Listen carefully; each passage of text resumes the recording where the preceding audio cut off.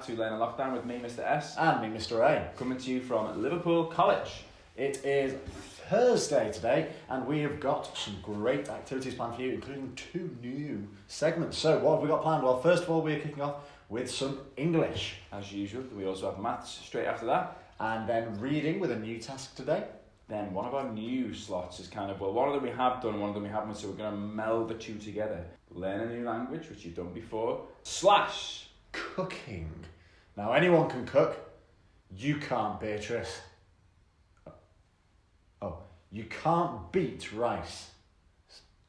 Should put the space in there. Yeah, I told you that. And finally, we're going to go to do some science today. So our last segment today, we are going to do a little bit of science at home with what you can find around your house. So that is what we've got planned. But don't forget, at 3 o'clock, you can go over and join Equip. And we're going to hear from Liam right now. Hey, Mr. A, Mr. S, thank you so much for an amazing day of lessons yesterday. We absolutely loved it. However, you did catch us off guard with that April Fool's joke. Don't be doing that again.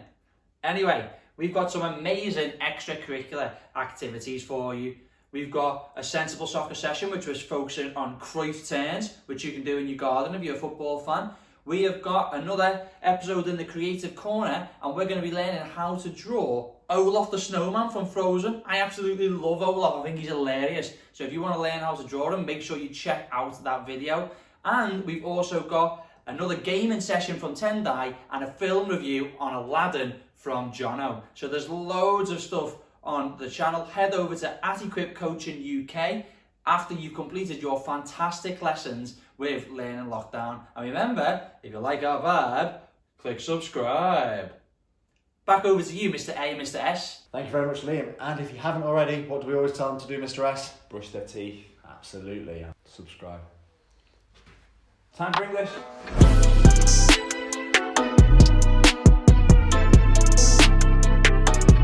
Right, it is time for English. Before we introduce today's task, let's have a little look at how you got on with yesterday's task. Right, let's see what you've been doing in English. First of all, we've got Annabelle writing down her adverbial sentences for us. Lots of work gone into that. And Arben has been telling us what he's been up to using his adverbials. Then we've got Jack in Manchester proudly showing off his work on the computer there. And this has come from Jamie, who as well has been telling us all about what he's been up to using adverbials. Julia has typed hers out and highlighted them in red. She says she's a fan. Thank you, Julia. Molly has drawn some pictures to go with her adverbials. Lovely pictures, Molly, and great sentences too. Noah, again, lots of hard work has gone into his adverbial sentences. Well done, Noah. Olivia has told us what she's been up to using adverbials. Got the commas there too. Great. This is Theo's work, and again, I can spy some commas. Fantastic. We've also been sent in some of these pictures. Now, they're not related to the task, but they're still lovely. This is Grace, who's designed and made this picture outside of her house to cheer up her neighbours. Well done, Grace. And Nancy has written a lovely letter to her granny, who is 70 on Saturday, because she won't see her, unfortunately. So that's a lovely way to wish her happy birthday. Thank you, everybody, for sending in your stuff. Brilliant work, everybody. Thank you very much. Please, please, please do keep sending them in. We absolutely love seeing your work, and whoever is doing these reviews after we've seen the work, they're doing a great job with their voices as well. I have had a message from the people who sort out the kind of feedback videos you just watched, and they just said, if you can, send your work in nice and early, because if you send it at 9 o'clock at night, it's good, we still like to see it, but it's not going to make the next day's video, I'm afraid. I had a message as well from those guys, and it said, please send cookies. So, moving on, we have been learning about adverbs this week in English, and we've been looking at adverbs and adverbials. Now, the first day we showed you what one was. Then the next day you helped Brian, the cat, go on his meeting, and we improved that story. Then yesterday you were giving us adverbs of things that you have been getting up to during this time in lockdown. Well, today we're going to be really nice, because you've been working so hard. Oh, you have. We're going to give you the adverbs. Yes. But that's all you're getting. That's all you're getting. Because what we want you to do today is we want you to write a 5-sentence story. And the reason we're getting you to do a 5-sentence story is because every story is roughly broken into 5 parts. Mr. A. Yes, we normally have the beginning, the build-up, the problem, the solution, and the end. But can you do all those 5 steps in just 5 sentences? We're not expecting you just to write really short sentences such as, the cat sat down. Stand up, Brian.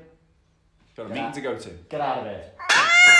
But you can use things such as connectives or embedded clauses to make your sentences longer, but as long as they do make sense, they can be as descriptive as they want. But you are only allowed 5 sentences in total. So, what are their openers for today, Mr. S? Okay, we told you we're giving you the adverbs, and we have. I wonder if you can see what type of adverbs they are. You should know by now.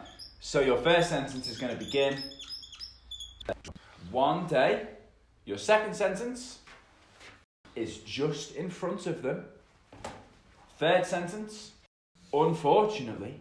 Sentence number 4, as quick as a flash in the end. So you can see we've used a variety of different types of adverb. Again, can you spot what they are? This is going to be your 5-sentence story. We want you to write it down and we want you to send it in. The more fun and creative, the better.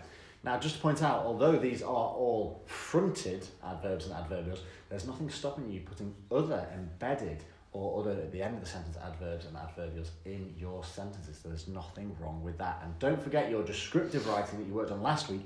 You could use some of those skills today. Now, we're not going to give you anything else. We might attach down below some help with like word maps and things like that, but we're not going to give you any sort of structure on where this story must take place or who is in it or what is happening.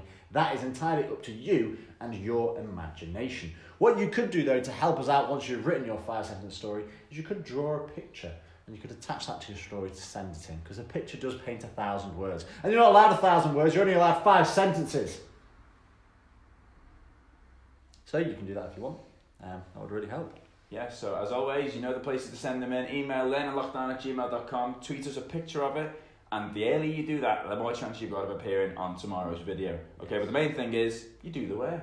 Absolutely. Well, that was all for today in English. We look forward to seeing these. Goodbye.